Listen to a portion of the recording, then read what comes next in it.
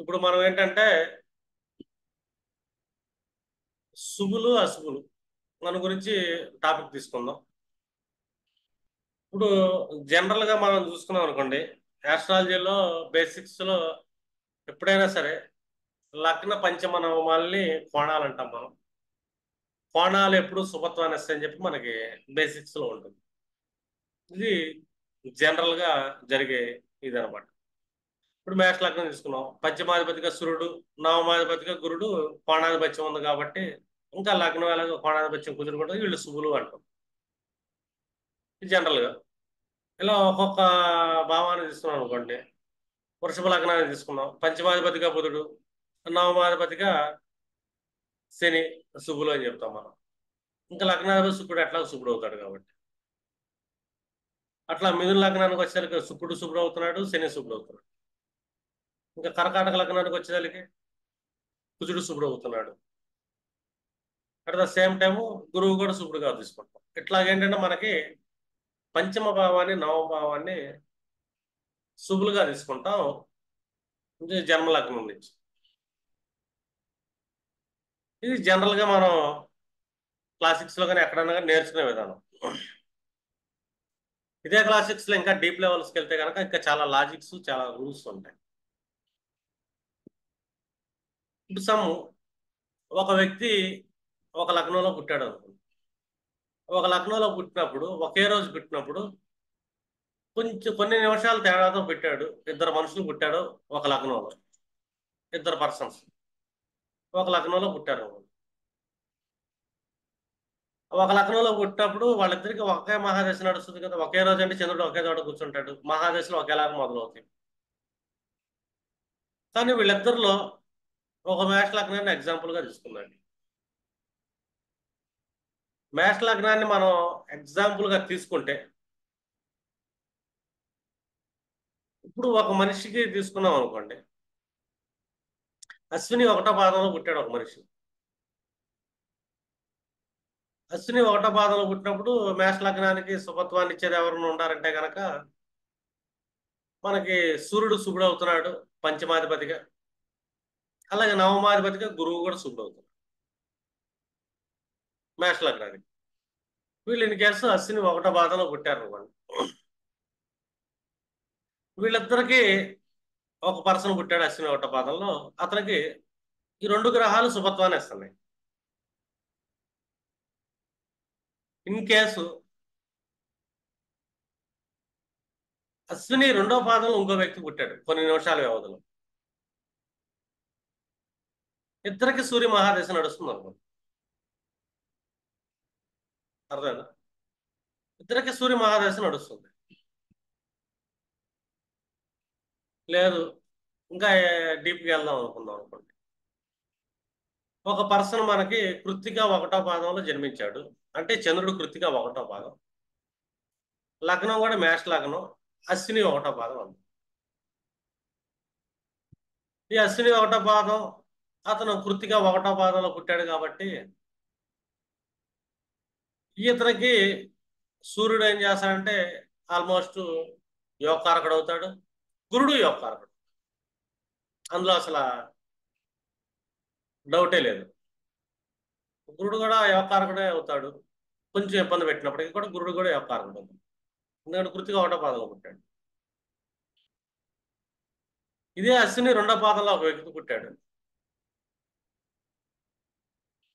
ఈ అశ్విని రెండో పాదంలో పుట్టిన వాళ్ళకి ఈ సూర్యుడు యోగకారకుడు అవుతాడా నిజంగా అని ఆలోచించి, లగ్నాన్ని చూసుకుంటే మన పంచమాధిపతి యోగకారకుడే కదా సూర్యుడు, మంచి భావాన్ని ఇవ్వాలి. అర్థమైందా? మంచి భావాన్ని ఇవ్వాలి. అశ్విని ఒకటో పాదంలో పుట్టాడు ఒక వ్యక్తి, వాళ్ళకి సూర్య మహాదశ నడుస్తుంది ఇద్దరు జాతకం.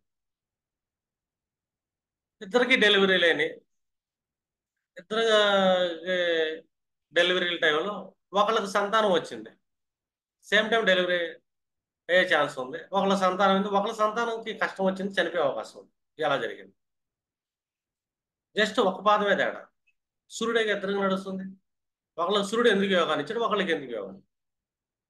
అశ్విని ఒకటో పాదంలో పుడితేనేమో మనకు వర్గోత్తమైంది అంశ, అక్కడి నుంచి సూర్యుడు పంచమాధిపతి. పంచమాధిపతి అయ్యాడు, అంశలో కూడా పంచమాధిపతి అయ్యాడు, నో ప్రాబ్లం.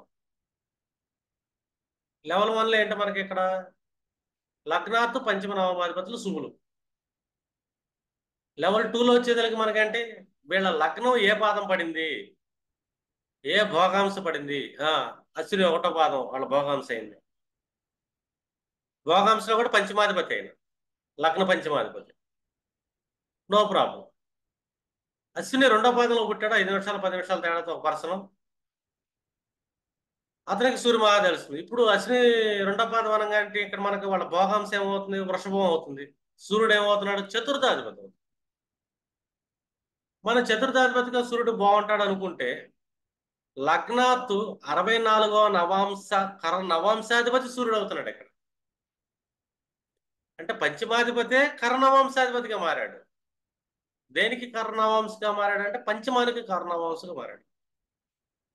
సూర్యుడు పంచమూలను కూర్చున్నాడు అనుకో రాశి చక్రంలో. ఒకళ్ళకేమో సంతానం అద్భుతంగా కలిగింది, ఒకళ్ళకేమో సంతానం నష్టం కలిగింది. సూర్యుడు సేమ్ ప్లస్ ఆ భావాధిపతి ఆ భావంలో కూర్చుంటే దానికి ఏమి ఇబ్బంది కలిగాడు. ఫస్ట్ రూల్ 1 మనకి జనరల్ ప్రిడిక్షన్ లో పంచమాధిపతి పంచమంలో కూర్చున్నాడు సూర్యుడు, నష్టం ఏమి లేదంట. మేష లగ్నానికి పంచమంలో కూర్చుని నష్టం ఏమి లేదు. అశ్విని 1వ పాదంలో పుట్టాడు, జన్మ లగ్నం అవుతుంది, జన్మ లగ్న నక్షత్రం అశ్విని 1వ పాదం, నో ప్రాబ్లం, సంతానం బాగా కలిగింది. అదే జన్మ లగ్న నక్షత్రం అశ్విని 2వ పాదం అయింది, పంచమంలో కూర్చున్నాడు. ఇక్కడ మళ్ళీ నవాంశలు ఏమవుతున్నాడు, సూర్యుడు కర్ణవంశాధిపతిగా ఏమవుతున్నాడు, పంచమాన్ని డిస్టర్బ్ చేస్తున్నాడు. ఇక్కడ పంచమంలో సూర్యుడు కూర్చున్నాడు కాబట్టి సంతాన నష్టం కలిగింది. అంటే మనకి లగ్న నక్షత్రం ఎంత ఇంపార్టెంట్ అన్నది కలుగుతుంది. ఇప్పుడు అశ్విని 2వ పాదంలో పుట్టినోడికి పరిస్థితి ఏంటి, గురువు ఎక్కడ 1వ పాదంలో పుట్టినాడు, గురువు 9th and 12th లాట్ అయ్యాడు, నో ప్రాబ్లం. 2వ పాదంలో పుట్టాడు, ఇక్కడ గురువు ఏమిటో అష్టమ లాభాధిపతి అవుతున్నాడు. అన్ఎక్స్పెక్టెడ్ ఎర్నింగ్స్ ఉండే ఛాన్స్ ఉంటుంది, అన్ఎక్స్పెక్టెడ్ ఈవెంట్స్ జరుగుతాయి ఇతని లైఫ్ లో. ఇప్పుడు చూడండి, మేష లగ్నానికి 1వ పాదంలో పుట్టినోడికి ఏమో గురుడు శుభుడు అవుతున్నాడు. అశ్విని 1వ పాదంలో పుట్టినోడికి గురు సూర్యుడు ఇద్దరు శుభులే. అశ్విని 2వ పాదంలో పుట్టేదానికి ఇదే గురుసేనులు ఇద్దరు ఏంటంటే వీళ్ళని ఇబ్బంది పెట్టేవాళ్ళు అవుతున్నారు అని. సో ఎంత మారిపోయిందో, ఒక శుభులు ఎలా అశుభులుగా మారిపోయారు. ఒకళ్ళగా కరాధిపత్యం వస్తే అశుభుడిగా మారాడు. ఇప్పుడు అశ్విని 3వ పాదంలో పుట్టాడు, ఇక్కడ వీళ్ళకి గురు సూర్యులు ఇద్దరంటే ఒకళ్ళకేమో త్రిషాడాయాధిపతి అవుతున్నాడు, 3వ భావాధిపతి. ఇంకొక అతనికేమో సప్తమ దశమాధిపతిగా మారకాధిపతిగా మారుతున్నాడు, అదే కేంద్రంగా మారుతున్నాడు అనుకున్నాం, సప్తమ దశమాధిపతి. ఇప్పుడు 3వ పాదంలో అశ్వినిలో పుట్టాడు మేష లగ్నంలో, ఇతనికి భాగ్యం వ్యయం క్వాలిటీస్తో పాటు సప్తమ దశమ క్వాలిటీస్ కూడా వచ్చినాయి. అంటే ఇతనికి ఏంటి, మేష లగ్నం వాళ్ళకి మ్యారిటల్కి సంబంధించిన ప్రాఫిట్స్ వచ్చే ఛాన్స్ ఉంటుంది. అర్థమైనా, ప్రాఫిట్స్ వచ్చే ఛాన్స్ ఉంటుంది మ్యారిటల్కి సంబంధించి. కానీ పంచమానికి వచ్చేదానికి సూర్యుడు కంప్లీట్ చెడిపాడు. సూర్యుడు అంటే త్రిషడాయనక ఆధిపత్యం తీసుకున్నాడు. ఇక్కడ పంచమం అనేది డిస్టర్బెన్స్ నడుస్తుంది అని, ఎడ్యుకేషనల్ డిస్టర్బెన్స్ వచ్చింది వీళ్ళకేం చెప్పొచ్చు మనం. అశ్విని 3వ పాదంలో పుట్టాడుగా, డిస్టర్బెన్స్ అయితే వచ్చే ఛాన్స్ ఉంటుంది, పంచమానికి డిస్టర్బెన్స్ వచ్చే ఛాన్స్ ఉంటుంది. ఇప్పుడు ఇన్ కేసు వాళ్ళ జాతకంలో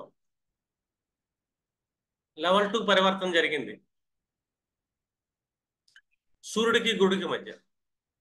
సూర్యుడు వచ్చేమో గురువు యొక్క రాశిలో కూర్చున్నాడు, రాశి చక్రంలో, అంటే బేనంలో కూర్చోవచ్చు, మేబీ ధనుసులో కూర్చోవచ్చు. గురుడు వెళ్ళి సింహరాశిలో కూర్చున్నాడు. వీళ్ళు మేష లగ్నమే, అశ్విని 3 అయింది వాళ్ళ లగ్నం నక్షత్రం, 3వ పాదం అయింది. ఇక్కడ వివాహాన్ని ఇచ్చేది, కెరీర్ని బిల్డ్ చేసేది మొత్తం సూర్యుడు అవుతున్నాడు. సూర్యుడు ఇక్కడ చెడిపోలా, ఎందుకంటే పంచమాధిపతి త్రిషడ ఆధిపత్యం ఉంది యాక్చువల్గా అయితే సూర్యుడికి. కానీ పరివర్తన చెందటం వల్ల తన పంచమాధిపత్యాన్ని త్రిషడాధిపత్యాన్ని కోల్పోయాడు సూర్యుడు. అతని దగ్గర కేవలం ఒకటి ఆధిపత్యం మిగిలింది. అర్థమైనా? గురుడు యొక్క ఆధిపత్యాలు మిగిలి. ఇప్పుడు మ్యారేజెస్ కి, బిజినెస్ కి, నేమ్ అండ్ ఫేమ్ కి, కెరీర్ కి సూర్యుడు మెయిన్ కారకుడు అవుతుంది. ఎందుకంటే పరివర్తన జరిగింది కాబట్టి. కానీ ఇదే గురు మహాదశలో ఏం కోల్పోతున్నాడు అంటే సంతానం. ఇప్పుడు గురువు కూర్చున్నాడు, మనం అంటే లగ్న గురువు పంచమలో కూర్చున్నాడు, సంతానం బాగుంటుంది అంట. లగ్న నక్షత్రం అశ్విని 3 అయింది. గురువు ఎవరుగా మారాడు ఇక్కడ? త్రిషాడాధిపతి. సంతాన దోషం కలిగే ఛాన్స్ ఉంది. ప్రెడిక్షన్ డ్రాస్టిక్ చేంజ్ వచ్చింది. ఎందుకు? పరివర్తన వల్ల. ఇక్కడ శుభులు కాదు, అశుభులు కాదు, శుభులు ఎలా మారిపోయారు అనేది ఇంపార్టెంట్. ఇదే అశ్విని 4వ పాదంలో పుట్టాడు ఒక పర్సన్. ఇక్కడ సూర్యుడు అంటే ద్వితీయాధిపత్యం కూడా వచ్చింది కాబట్టి, సూర్యుడికి ఒకటే ఆధిపత్యం కాబట్టి, పంచమాధిపత్యం కాబట్టి వీళ్ళు ఫైనాన్షియల్ గా బాగుంటుందని చెప్తాం మనం. మ్యాథ్స్ లగ్నమే, జస్ట్ అశ్విని 4వ. సూర్యుడు బాగా యోగిస్తాడు ధనపరంగా. భాగ్యపరంగా గురుడు యోగిస్తాడు, ఎందుకంటే భాగ్యాధిపతి అవుతున్నాడు సూర్యుడు. గురువు ఇక్కడ. వీళ్ళిద్దరి మధ్య పరివర్తన జరిగింది. ఇది మంచి పరివర్తన. ఎందుకు? మ్యాథ్స్ లగ్నమే, పరివర్తన జరిగింది. ఒక పాదం వాడికి ఏమో నష్టం వస్తుంది ఇదే పరివర్తన వల్ల, ఇంకా 4వ పాదం వాళ్ళు పుట్టిన వాళ్ళకి ఇదే పరివర్తన వల్ల ఎక్కువ లాభాన్ని పొందుతారు. 2 గ్రహాలు యోగిస్తుంది. ఒకరికి 2 గ్రహాలు నష్టపోతున్నారు. అంటే ఇక్కడ మన బేసిక్స్ ఫెయిల్ అవుతున్నావా అంటే అది ఫెయిల్ అవడానికి చెప్పకూడదు. మనం బేసిక్స్ నేర్చుకున్నప్పుడు కోణాధిపత్యం మంచిదే అని చెప్తాం. కానీ ఆ లగ్నంలో ఈ కోణాధిపత్యం ఏ భాగంలో జన్మించిన వాళ్ళకి అదృష్టంగా మారుతుంది అనేది ప్రొఫెషనల్ లెవెల్ 2 సబ్జెక్ట్ ఇది. ఇది లగ్న నక్షత్ర పాదాన్ని బట్టి. అంటే ఇప్పుడు మనకి అశ్విని 4వ పాదంలో పుట్టాడు పర్సన్, ఓకేనా? లగ్న నక్షత్రం, మేష లగ్నం, అశ్విని 4. అశ్విని 4 అవటం వల్ల మనకు అంశం ఏం పడుతుంది? తర్క అంశం పడుతుంది, ఓకేనా? ఇందాక ముందు మనం ఏం చెప్పుకున్నాం? గురుడు బాగుంటాడులే అని చెప్పుకున్నాం. గురుడికి 2 ఆధిపత్యాలు వస్తుందిగా, భాగ్యాధిపత్యాలు కూడా వస్తుందిగా, 4లో పుట్టాడుగా. లగ్నాత్ 9th లార్డు, అంశ నుంచి 9th లార్డు, ఓకేనా? మనం ఇంకొక పరిహారం చెప్తాం. తండ్రికి దోషం వస్తుందండి.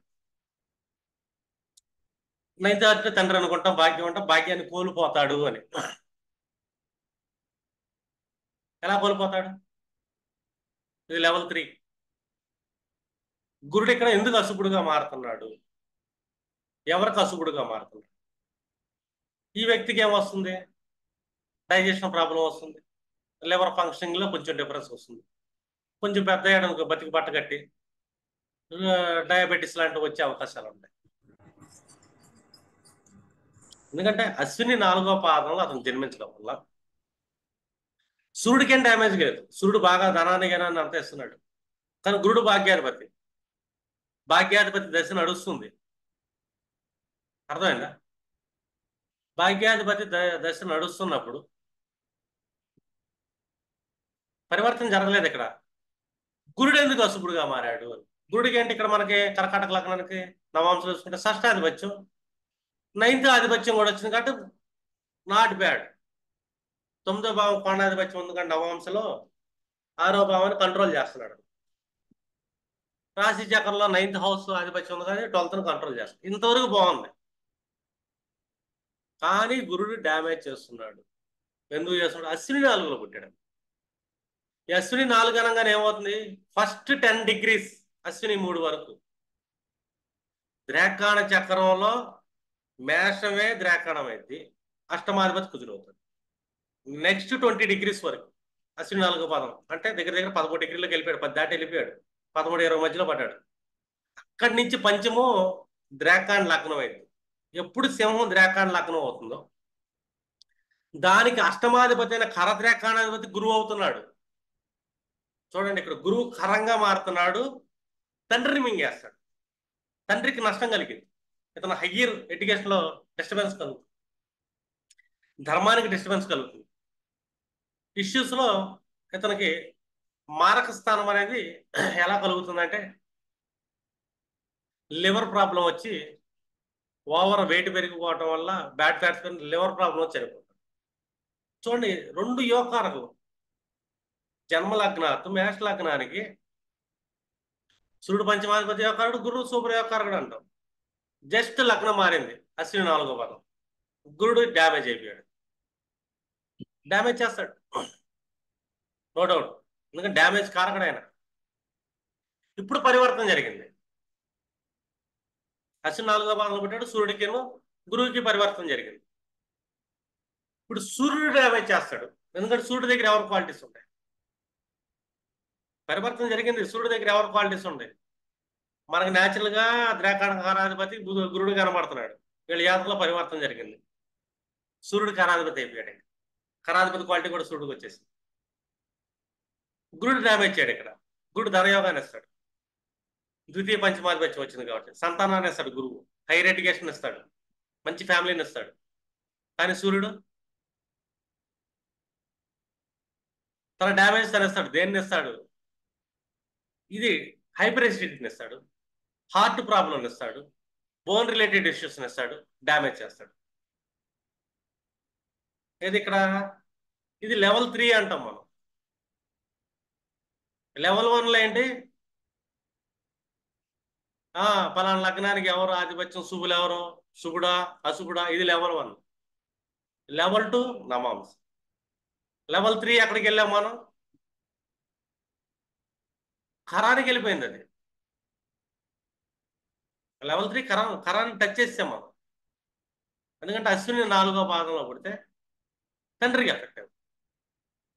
ఎక్కడి నుంచి ఎఫెక్ట్ అవుతుందంటే గురువు చేస్తున్నాడు. పరివర్తన అవ్వగానే సూర్యుడుగా మారిపోయాడు, సూర్యుడు కరాధిపతిగా మారాడు. పరివర్తన బుధుడితో జరిగింది, ఇప్పుడు బుధుడు కరాధిపతిగా మారుతాడు. అంటే ఒక్క పాదల జన్మ లగ్న పాదం మోస్ట్ ఇంపార్టెంట్ ప్రొఫెషనల్ ఆస్ట్రాలజర్. మీరు ప్రొఫెషనల్ ఆస్ట్రాలజర్ అవ్వాలి అంటే మీరు ఏం అబ్జర్వ్ చేయాలి, మీకు ఏ సబ్జెక్ట్ తెలిసి ఉండాలి. ఇక్కడ శుభులు అశుభులు న్యాచురల్ శుభులు మొత్తం మారిపోయారు. బేసిక్స్ నేర్చుకునేటప్పుడేమో కోణాధిపతులు శుభులు అంటాం, లగ్న నక్షత్రం తీసుకుని ఒక స్టేజ్లోకి వెళ్ళినప్పుడు ఇదే కోణాధిపతులు డేంజర్ అయిపోతారు, డేంజర్ అవుతారు. నేను చాలా మంది జాతకాల్లో చూసా, వాళ్ళ జన్మ లగ్నాధిపతి దశలో మరణించిన వాళ్ళని చూసా, జన్మ లగ్న దశలో మరణాలు చూశాను నేను, నా లైఫ్ ఎక్స్పీరియన్స్. జన్మ లగ్నాధిపతి దశ నడుస్తున్నప్పుడు చాలా కష్టాలు పడుతున్న వాళ్ళు చూసా, భాగ్యాధిపతి దశ వచ్చినప్పుడు కష్టాలు పడ్డ వాళ్ళు చూసా. ఎందుకు జరుగుతుందని ఆలోచించి అసలు ఆ స్టడీ ఎలాగెళ్తుంది, మన పరాశర మహర్షులు ఏ ఏ సూత్రాలు చెప్పారు, మనం అసలు ఎంతవరకు చేసాము అని. ఏ పరాశర మహర్షి ఏ బృహత్ పరాశర అవసరాలు చేసిన మన ఫస్ట్ ఒక రూల్ చెప్తారు, జ్యోతిషులు శాస్త్ర పండితులు విజ్ఞతతో వ్యవహరించండి అని. విజ్ఞత అంటే ఏంటి? ఎవ్రీ లాజిక్ అప్లికబుల్ ఇక్కడ అని. పరాశరి చెప్పిన ప్రతి సూత్రం అప్లికబుల్. ఫస్ట్ బేసిక్ అప్లికబుల్, శుభం అనుకుంటాం న్యాచురల్గా కోణాలు, ఆ కోణాలు అశుభంగా మారితే పరిస్థితి. ఎందుకంటే కోణాధిపతి కంటే కూడా కరాధిపతి బలవంతుడు. ఈ కరాధిపతి పరివర్తన చెందాడా లేదా కూడా చెక్ చేయాలమండి. ఎవరు కరాధిపతి అవుతున్నారు, ఇతను నిజంగా కరాధిపతి క్వాలిటీ ఇస్తున్నాడా? పరివర్తన చెందటం వల్ల వేరే గ్రహం కరాధిపతిగా మారుతున్నాడు. పరివర్తన అంటే వీళ్ళు వాళ్ళు వాళ్ళు వీళ్ళు, ఇది లెవెల్ 3 అంటాం. ఆస్ట్రాలజీ ప్రొఫెషనల్ ఆస్ట్రాలజర్స్ కి నాకు జ్యోతిష్యం వచ్చు అనుకునే వాళ్ళకి చాలా డిఫరెన్స్ ఉంటుంది. అందరూ జ్యోతిష్యం వచ్చారనుకుంటా, పలానా లగ్నంలో పలానా భావాధిపతి పలానా లగ్నంలో ఉంటా అయిపోతాడు సూపర్ అంటాడు, అటు చూస్తే రోడ్డు మీద అడుగుతుంది అంటా ఉంటాడు. ఇంకా ప్రెడిక్షన్ తెలియదు వాళ్ళకి, పరాశర సూత్రాలు మర్చిపోయారు. ఇక్కడ చూపిస్తారు కావాలంటే పుస్తకాలు, ఇదిగోండి చూపించండి చదవండి, ఇక్కడ కోణాధిపతి శుభులు అన్నారు కదా అంటాడు. అదే పరాశర నవాంశలో చెప్పాడు, లగ్నాత్ 64వ నవాంశ కరనవాంశ దేహ కష్టాన్ని ఇస్తుంది, చంద్రాత్ 64వ నవాంశ కరనవాంశ మానసిక కష్టాన్ని ఇస్తుంది, లగ్నాత్ 22వ ద్రేకాణం కరద్రేకాణం శారీరక కష్టం ఇస్తుంది, చంద్రాత్ 22వ ద్రేకాణం మానసిక కష్టం ఇస్తుంది. అలాగే పరివర్తన. పరివర్తన కూడా పరాశరి చెప్పింది. ఇప్పుడు చూడండి, ఒకే లగ్నానికి ఒకే రోజు కొన్ని నిమిషాల వ్యవధిలో పుట్టిన ఇద్దరు వ్యక్తులకి ఒకే మహాదశ నడుస్తున్నప్పుడు ఒకడు ఎందుకు బాగుంటున్నాడు, ఒకడు ఎందుకు బాగోట్లేదు అంటే ఇక్కడ తెలుస్తుంది. ఇక్కడే తెలుస్తుంది మీకు పరివర్తనలు ఎక్కడ జరిగినాయి ఏంటంటే, రాశి చక్రంలో వాళ్ళ పరిస్థితులు ఏంటి అని. ఇంకా డీప్గా వెళ్ళొచ్చు మీరు. ఏ కరాధిపతి ఏ ఏ డివిజనల్ చార్ట్లో ఎలాంటి ఫలితాలను ఇస్తాడని చెక్ చేయొచ్చు. ఇప్పుడు భరణి 1వ పాదం తీసుకుందాం మనం మేష లగ్నానికి. ఏ శుభులనే చూద్దాం. నేను శుభులు కాన్సెప్ట్ చెప్తాను. మీరు ఇట్లాగా మీరు ద్వాదశ భావాల కాన్సెప్ట్లో మీరు పట్టుకోగలగాలి. ఇలా సత్య గారు గ్రూప్లో చెప్పారు, మంచిగానే చెప్పారు ఆన్సర్స్. సబ్జెక్ట్ బాగా పట్టుకుంది. ఒక రకం చెప్పాలి, నాకు ఆనందం అనిపించింది. నేర్చుకున్న దాన్ని డైలీ అప్లికబుల్ చేసుకుంటా లాజిక్ను పట్టుకోగలిగారు. చాలా మంది ప్రొఫెషనల్స్ ఉన్నారు, ఎవరు ఆన్సర్ ఇవ్వలేకపోయారు. అంటే మనం జ్యోతిష్యం ఎలా నేర్చుకుంటున్నాం అన్నది ఇంపార్టెంట్. అర్థమైనా? ఎలా థింక్ చేస్తున్నాం అన్నది ఇంపార్టెంట్. అంటే విచక్షణ, ఒక జ్యోతిష్యుడికి ఎలాంటి ఆలోచన విధానం ఉండాలి, ఎంత జాగ్రత్తగా ఉండాలి. లగ్నానికి డిగ్రీలు పిచ్చోడే ఇచ్చాడా? మ్యాథ్ లగ్నం అంటే పెట్టేవచ్చు కదా. దాని 9 పాదాలు, ఇన్ని డిగ్రీల్లో పుట్టాడు మనిషి, ఎంత ఎందుకు ఇచ్చారు పరాశరి? అంశభాగాలు భోగాంశాలను ఎందుకు ఇచ్చాడు? అందులో పరివర్తన యోగాన్ని ఎందుకు ఇచ్చాడు? చెక్ చేయండి. రిజల్ట్స్ మీకు ఎగ్జాక్ట్గా కనబడతాయి. మీరు చెప్పగలుగుతారు మీరు ఈ టైంలో కష్టపడుతున్నారని అంటారు. కాదండి వేరే వాళ్ళు మా మహాదశ కదా, గురు మహాదశ కదా, భాగ్య సూపర్ ఉంటుంటారు. కాదండి కష్టం వస్తుంది, పీడ వస్తుంది, రోగం వస్తుంది అంట. ఈ రోగం ఎలాంటి రోగం వస్తుందో కూడా చెప్తాం. నిజంగా గురువు పరివర్తన చెందాడు, కరాధిపతి అవుతా, అప్పుడు గురువు ఏం చేయలేడు. ఒక్క పరివర్తన అంటే మొత్తం సినిమా మొత్తం మారిపోతుంది. పరివర్తన చెందాడు కదా, ఇప్పుడు ఇతను కరాధిపతి అయ్యాడు, అన్ని ఇబ్బందులైన గురువు ఏం చేయడు. పరివర్తన భాగంగా వేరే గ్రహం ఇతను ఇబ్బంది పెట్టాడు. గురువు మామూలుగా వెళ్ళిపోతాడు, వేరే గ్రహం యొక్క మంచి క్వాలిటీలు ఇచ్చుకుంటూ వెళ్ళిపోతాడు. అదేనా? ఇట్లాగ ఏంటంటే మీకు ఒక లగ్నాత పరివర్తన ఇస్తుంటాం. ఇట్లాగే దీన్ని మనం మహాదశలు చెక్ చేసుకునేటప్పుడు, ఇంకా డీప్కి వెళ్ళేటప్పుడు మహాదశనాథుడు లగ్నంగా మార్చి కూడా మనం కొన్ని అలైన్మెంట్లు తీసుకోవాల్సి వస్తుంది. ప్రొఫెషనల్ ప్రెడిక్షన్స్ అంటే మీరందరూ మంచి ప్రొఫెషనల్ అక్షరాల్లో అవ్వాలనుకోండి, మీ థాట్ ప్రాసెస్, మీ థింకింగ్ కూడా ప్రొఫెషనల్ లాగానే ఉండాలి. డీప్ అనాలిసిస్ ఉండాలి, డీప్ అబ్జర్వేషన్ ఉండాలి. అర్థమైందా? మీరు ఎవరన్నా క్వశ్చన్ అడిగేటప్పుడు కూడా, ఎవరైనా ప్రశ్న అడిగినా గుడ్డెత్తి చేలో పడ్డట్టు ఆన్సర్ చెప్పమని. పలానా లగ్నానికి పలానా గ్రహం పలానా భావం అంటే ఏమైద్ది అంటాడు. మేష లగ్నం అండి, గురుడు పంచములు అంటే ఏమైద్ది అంటాడు. ఏమైద్ది? ఎత్తు 2 అయితే. అతను ఏ డిగ్రీలో పుట్టాడు లగ్నం తెలియాలి కదా. 9 పాదాలు ఉన్నాయి మనకి. అశ్విని 1 నుంచి కృత్తిక 1 వరకు 9 పాదాలు ఉంటాయి. లగ్నం ఏ పాదంలో పడింది, ఏ పాదంలో పడ్డప్పుడు ఆ గురువు ఏ విధంగా యాక్ట్ చేస్తున్నాడు, ఆ గురువు ఏ గ్రహంతో పరివర్తన చెందాడు, అది ఆ గురువు ఏ నక్షత్రంతో పరివర్తన చెందాడు, అప్పుడు అతను ఏ భావంలో కూర్చున్నాడు, ఏం ఫలితం వచ్చింది చెప్పొచ్చు. మీరు వేరే వాళ్ళు అడగమాకండి. నాకు చాలా నవ్వు వస్తూ ఉంటుంది, చాలా గ్రూపులు అడుగుతుంటారు ఈ భావం ఉంటే ఎక్కడ ఉంటుందంటే, నాకు అయింది వీళ్ళు జస్ట్ ఆస్ట్రాలజీ వచ్చు అనుకుంటున్నారు అంతే. ఆస్ట్రాలజర్స్ కాదు, ప్రొఫెషనల్స్ అసలు కాదు. జస్ట్ ఫీల్ అవుతున్నారు నాకు జ్యోతిష్యం వచ్చు, నవగ్రహాల పేర్లు చెప్తాను, ఉత్సనేస గ్రహాలు చెప్తాను అంతే. కోణస్థితులు తెలుసు, కోణాధిపతులు శుభులు, ఇంకా ఎక్కువ మాట్లాడితే శని పాలితులు, గురు పాలితులు, ఇంకా చాలా చెప్తారు. తెలుసు అనుకుంటారు జ్యోతిష్. పరిశీలన చాలా ఇంపార్టెంట్. పరాశరి పరివర్తన ఎందుకు చెప్పాడు, పరాశరి కరద్రేఖణం ఎందుకు చెప్పాడు, పరాశరి కర్ణవంశం ఎందుకు చెప్పాడు. కర్ణవంశే కాదు, ఉభయ రాసుల్లో 159 అంశంలో పడ్డప్పుడు ఆ గ్రహానికి మళ్ళీ అక్కడి నుంచి కర్ణవంశం ఎలా తీయాలి, ఇవన్నీ ఎందుకు చెప్పాడు పరాశరి. ఎందుకంటే థింక్ చేయాలి, అబ్జర్వేషన్ చేయాలి. అలాగే భావ మధ్యమాన్ని ఎలా చెప్పాడు, గ్రహ మధ్యమాలు ఎలా తీసుకోవాలి. ఎందుకంటే ఎన్ని అంటే లెవెల్ 3, లెవెల్ 4, లెవెల్ 5 మీకు వీటికి నేర్చుకున్నారు అనుకోండి. ఈ లెవెల్లో లెవెల్ 1లో ఎవరు ఎంత గొప్ప ప్రొఫెషనల్ ప్రశ్న అడుగుతుంటే మీకు మనసులో నవ్వు వస్తుంది, ఇంత సిల్లీ క్వశ్చన్ అడుగుతున్నాడు ఏంటో. ఇప్పుడు జనరల్గా అడిగాం అనుకో, చిన్నపిల్లలు చెప్పొచ్చు, పాపం ఇతను ఫస్ట్ టైం వస్తున్నాడు, జ్యోతిషం అంటే ఏంటో తెలియదు, వాళ్ళకి మనం ఏం చెప్తాం, కోణాధిపతులు, కేంద్ర కోణాధిపతులు శుభులు, కేంద్ర కోణాధిపతులు కలయిక రాజయోగాలు ఈ జనరల్ ప్రెడిక్షన్స్. ఇది ఫస్ట్ లెవెల్, అది లైట్గా ఉంటుంది. డీప్గా వెళ్ళే కొద్దీ వాళ్ళ లైఫ్లో అలాగ ఎందుకు జరుగుతుంది ఈవెంట్, కోణాధిపతి బాగా ఉంటున్నప్పుడు ఆ మనిషి ఎందుకు చచ్చిపోయాడు చెక్ చేయండి, మీకు స్పష్టంగా కనబడుతుంది. ఒక కోణాధిపతి దశ నడుస్తుంది, అద్భుతంగా ఉంది జాతక చక్రంలో. కోణాధిపతి ఉచ్చ స్థితిలో కూర్చొని ఉన్నాడు, చనిపోయాడు వ్యక్తి. ఇప్పుడు సింపుల్గా చూసుకుందాం.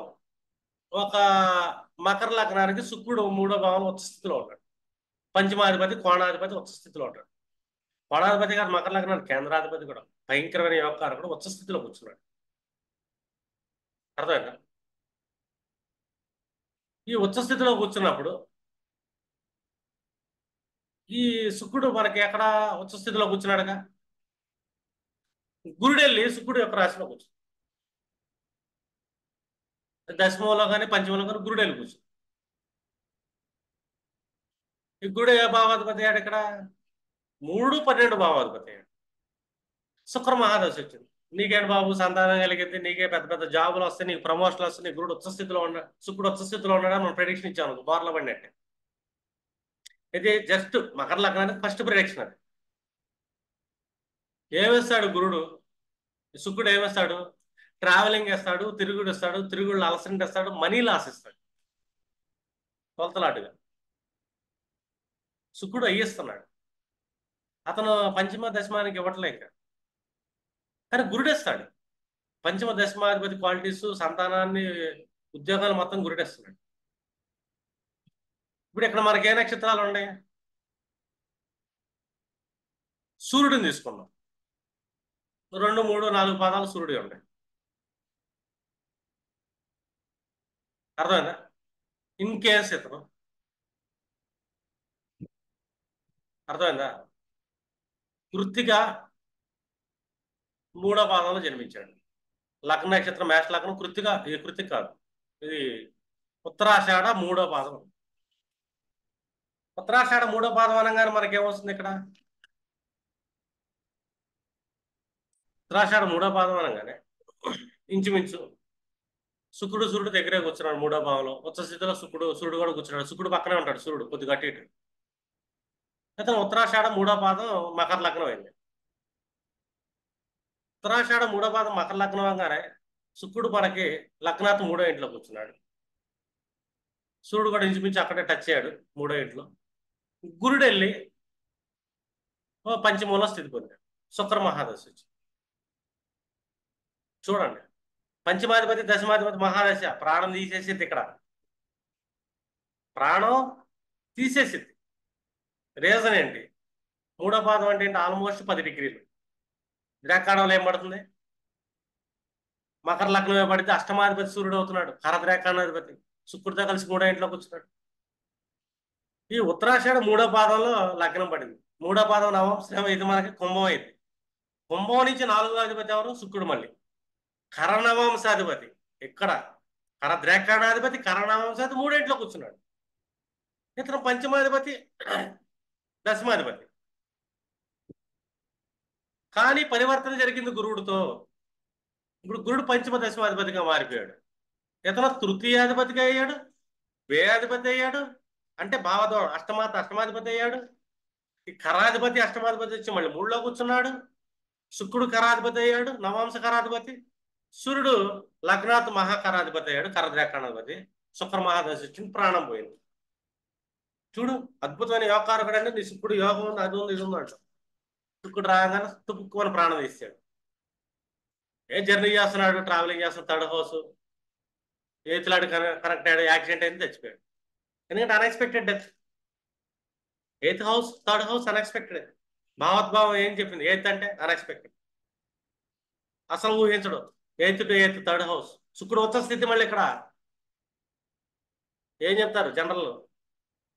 లెవెల్ 1 ఆస్ట్రాలజర్స్ లెవెల్ 1 నేర్చుకుంటే మనం ఏం చెప్తాం? నీకు పంచమాధిపతి దశమాధిపతి 3లో కూర్చొని ట్రావెలింగ్ చేస్తాం, అద్భుతం కూడా. శుక్ర మహాదశ దామ్ ధూమ్ అంటాం మనం. భావోద్భావం, ధనభావంలో కూర్చున్నాడు అతను, నీకేంటి తిరగలేదంట. చూసావా లెవెల్ 3 పరివర్తన ఎంత గొప్పగా తీసుకెళ్ళింది? పరివర్తన అయిపోయింది కదా. ఇతను మూడో అధిపతిగా మారాడు, ఖరాధిపతి అవుతున్నాడు. గురువు లేకపోయినా కూడా పర్లే అక్కడ, మామూలుగానే ఇతను ఖరాధిపతి అయ్యాడు. గురువు కూడా ఖరం క్వాలిటీని తీసుకునే ఛాన్స్ ఉంది. గురు మహాదశ వచ్చింది, కొంచెం తీసుకుంటాడు పరివర్తన వల్ల. సూర్యుడు మహా ప్రాణాన్ని తీసేస్తున్నాడు ఇక్కడ. సూర్యుడు తీసేస్తాడు ప్రాణాన్ని. సూర్యుడు తీసాడు ప్రాణం అంటే అష్టమాధిపతి తీసాడు అనుకోవచ్చు. శుక్రుడు తీసేస్తే మరీ ఇబ్బంది, ఎందుకంటే పంచమ దశమాధిపతిగా. అతను తృతీయ వ్యయాధిపతిగా మారాడు, పైగా ఖరాధిపతి. ఒక ఖరాధిపతితో కంజంక్షన్ లో ఉంటాడు, ద్రాకణ ఖరాధిపతి. అంటే మీరు ఒక క్యాలిక్యులేషన్ చూసుకునేటప్పుడు, ఒక ప్రెడిక్షన్ చేసినప్పుడు శుభులు అశుభులకు ఎలా మారుతున్నారని మీకు ఇలాగా ద్వాదశ భావాలకు మీరు చూడొచ్చు. ఒక్కసారి మార్కుడుగా కాడు, మనం ఉభయ మార్కత్వం తీసుకుంటాం. మార్కత్వం కాదు ఇక్కడ, పరివర్తన ఉందా లేదని చెక్ చేయాలి. అతను మార్కుడుగా ఉన్నాడు, మార్కుడు అనుకునే టైంలో పరివర్తన జరిగింది, అతను మార్కుడు కాకపోవచ్చు, మార్కుడు వేరేవాడు అవ్వచ్చు. అతన్ని కరాధిపతి దృష్టి పడవచ్చు, కరాధిపతి కనెక్షన్ ఏర్పడవచ్చు. అది ఏ కరాధిపతి ప్రాణం తీసేది ఎప్పుడైనా లగ్నాతు ద్రాకాణ 22 ద్రాకాణ కరాధిపతి కానీ, అలాగే లగ్నాతు చతుర్థమైన 64వ నవాంశ. ఈ రెండు ఏంటంటే ప్రాణానికి అతి కష్టాన్ని ఇస్తాయి. ఇక్కడ ఏమంటారంటే శాపం ఉందండి మీకు, జ్యోతిష్యం ఏదో పాపం చేస్తుంటారు, అందుకే మీకు ఎట్లాగైందని చెప్పి మనం తప్పించుకుంటాం. ఎందుకంటే మనం బేసిక్ లెవెల్లోనే జ్యోతిష్యం నేర్చుకొని చెప్పడానికి సాహసం చేస్తున్నాం, నేను మంచి జ్యోతిష్యుని, నాకు బాగా తెలుసు అని. అవతలలో భయపెట్టేస్తాం.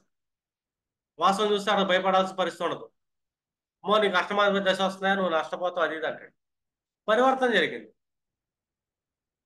పంచమ దశమాధిపతి పరివర్తన జరిగింది, అష్టమాధిపతి దశ అనుకుంటాం మనం, కానీ అతను ఇచ్చేదాన్ని అద్భుతాలు ఇస్తూ ఉంటాడు లైఫ్లో. నీకు ఎక్కడో సుడి పెట్టుకొని పుట్టావా అంటాం. సుడి ఏం పుట్టుకోవాలా, పరివర్తన జరిగిందని. అంటే ఇక్కడ మన అబ్జర్వేషన్ లోపం పెట్టుకొని మనం ఇంకేదో మెహర్బానీ చేస్తాం. అసలు సబ్జెక్ట్ రాకుండా నాకు అంత సబ్జెక్ట్ వచ్చుకొని చాలా మంది చేసేవాళ్ళని చూస్తున్నాను నా లైఫ్లో. కొంతమంది అడిగే క్వశ్చన్లో తెలిసిపోతుంది వీళ్ళ దగ్గర ఏం లేదు అని. గ్రూప్స్ ఉండే మాకు, గ్రూప్స్లో అడుగుతుంటారు ప్రశ్నలు, ఈ భావాధిపతి ఎక్కడుంటే ఏమైంది అని. ఏమైంది ఏమో, ఎందుకంటే వాళ్ళకి క్వశ్చనే సరిగ్గా అడగడం రావట్లేదంటే ఆస్ట్రాలజర్ కాదు. కొంతమంది పెద్ద పెద్దలు కూడా అడుగుతుంటారు, మంచి మంచి ఎంఏ ఆస్ట్రాలజర్లు కూడా ఇలాంటి ప్రశ్నలు వేస్తుంటారు, ఈ భావం అక్కడ ఉంటే ఏమవుతుంది అని. ఏమవుతుంది, నువ్వు ఇంకా సరిగ్గా జ్యోతిష్యం నేర్చుకోలేదని అర్థం అవుతుంది నాకు. ఒక ఎంఏ ఆస్ట్రాలజర్ క్వశ్చన్ వేసాడు గ్రూప్లో, ఈ భావాధిపతి ఆ భావంలో కూర్చున్నాడు ఏమైంది అన్నాడు.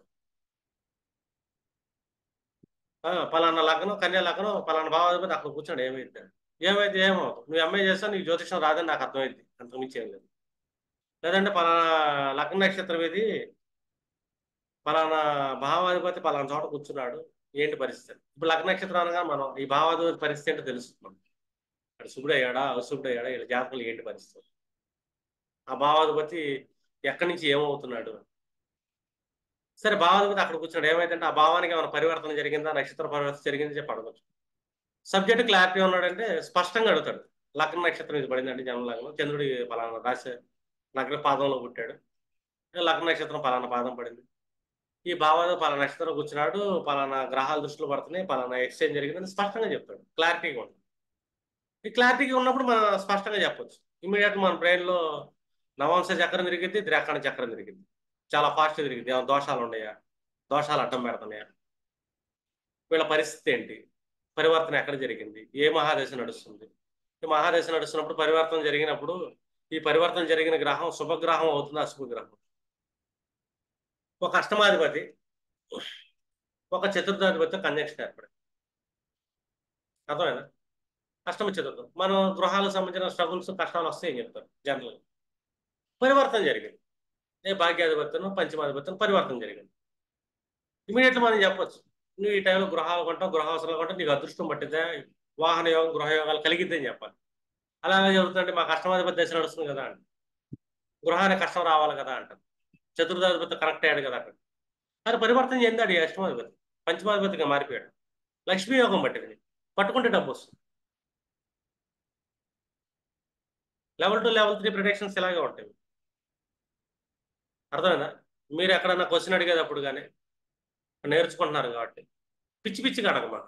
ఏదైనా గ్రూపులో ఉన్నప్పుడు పిచ్చి పిచ్చి ప్రశ్నలు అసలు ఏమాకండి ఎవరితో. కంప్లీట్గా క్లారిటీగా పద్ధతిగా ఎవరు పిచ్చిగా అడిగారు అనుకోండి, క్లారిటీగా చెప్పండి, ఆన్సర్ నేను చెప్పగలుగుతాను, ఇట్లా ఉంటే నేను చెప్పలేనని చెప్పేసి. నాకు అంత తెలివితేటలు లేవండి, పలానా భావంలో ఏముందంటే చెప్పే తెలివితేటలు నాకు లేవు చెప్పి అయిపోయినా ఏదో సరదాగా కొన్ని ప్రిడిక్షన్స్ చెప్తాం సరదాగా, ఇదైతే అదైతే ఎదుటి వాళ్ళు ఆనంద పెడతారు. రియల్ ప్రొఫెషనల్ మీటింగ్ లో కూర్చుంటే కనుక అర్థమైందా, పానికా పానీ దూద్కా దూద్ అన్నట్టు చాలా డీప్కి వెళ్ళిపోతాం మనం. అంటే ఎవ్రీ సినారియోని every inch by inch check చేయాల్సి వస్తుంది. ఎవ్రీ లాజిక్ అప్లై అయిపోతుంది, ఒకేసారి అప్లై అయిపోతుంది లాజిక్స్ అన్ని.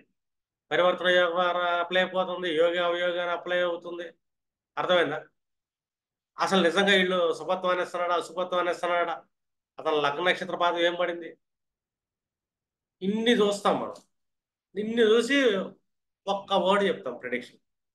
అంటే మొత్తం ఫిల్టర్ చేస్తాం, స్క్రాప్ అంతా తీసేసి ఫిల్టర్ చేసి ఒక్క డ్రాప్ ఇస్తాం ప్రిడిక్షన్. ఆ డ్రాప్ ఏంటంటే స్పష్టంగా ఉంటుంది. అర్థమైందా? జ్యోతిష్యం వచ్చు అనుకుంటారు అంతే, ప్రొఫెషనల్స్ కాదు చాలా మంది, ఎందుకంటే వాళ్ళు అడిగే ప్రశ్నలు తెలిసిపోతుంది. ఇప్పుడు చూడండి చాలా ఫారాల్లో కానీ వాటిలో కానీ వీటిలో కానీ జనాలు అడిగే ప్రశ్నలు బట్టి అతను ఇప్పుడిప్పుడు ఏదో పైపైన జ్యోతిష్యం నేర్చుకున్నాడు, ఏదో 2 పుస్తకాలు చదివాడు, దాంట్లో ఉన్నాయి మనకి చెప్తున్నాడు అనుకుంటాడు. రియల్ టైం ప్రిడిక్షన్లు చూడండి, రియల్ టైం చార్ట్లో లైఫ్లో ఎలా జరుగుతుంది. పరాశరి ప్రతి ఒక్క సూత్రం ఎందుకు పర్ఫెక్ట్ గా అప్లికల్ అవుతుంది, లేదా పరాశరి ఇన్ని సూత్రాలు చెప్పక్కర్లేదు కదా. భావోద్భావం ఫిలాసఫీ చెప్పక్కర్లేదు, పరివర్తన యోగం చెప్పక్కర్లేదు, అసలు కరనవాంశని టచ్ చేయాల్సిన అవసరం లేదు, కరగ్రేకాణాధిపతిని టచ్ చేయాల్సిన అవసరం లేదు, యోగి అవయోగిని టచ్ చేయాల్సిన అవసరం లేదు.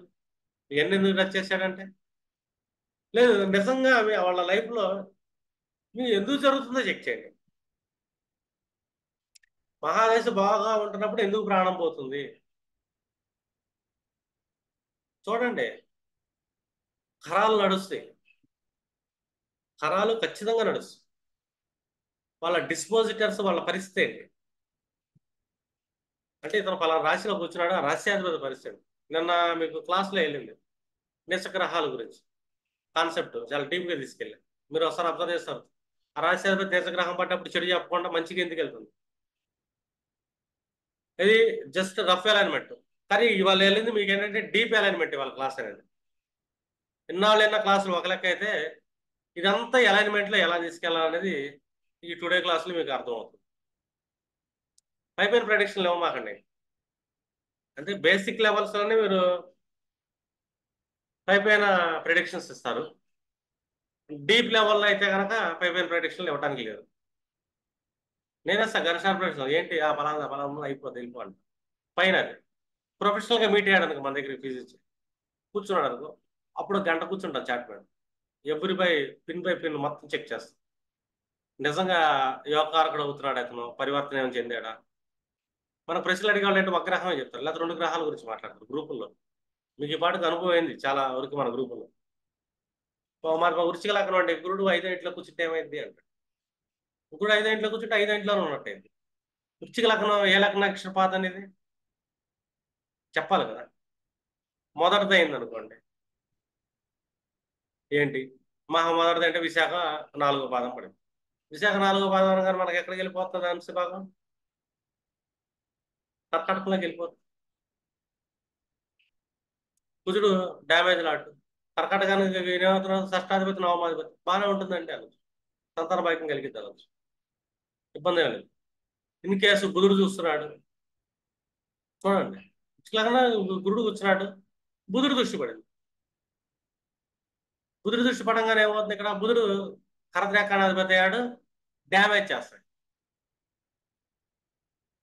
అది గురుడు వెళ్ళి బుధుడు యొక్క రాశిలో ప్లేస్ అయ్యాడు.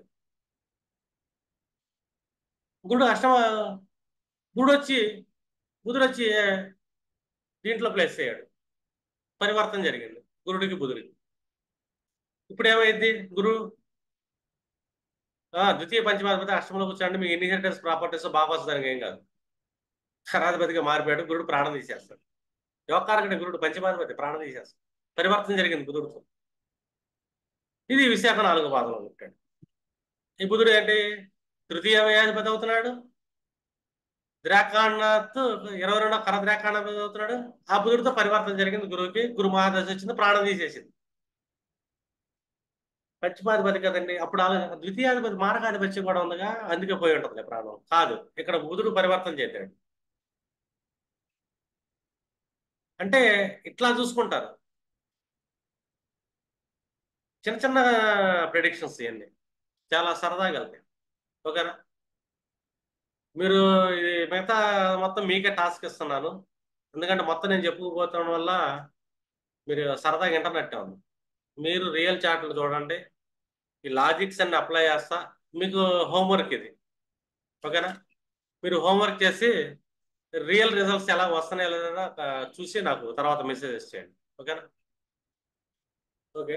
మీరు నా క్లాసులు చూస్తున్న వాళ్ళు సబ్స్క్రైబ్ చేయండి మర్చిపోకుండా. అలాగే బెల్ ఐకాన్ క్లిక్ చేస్తే కనుక నేను చేసే ఎవ్రీ వీడియోస్ మీకు అలర్ట్స్ రూపంలో అప్డేట్ వస్తుంటాయి. కాబట్టి థ్యాంక్ యూ వెరీ మచ్.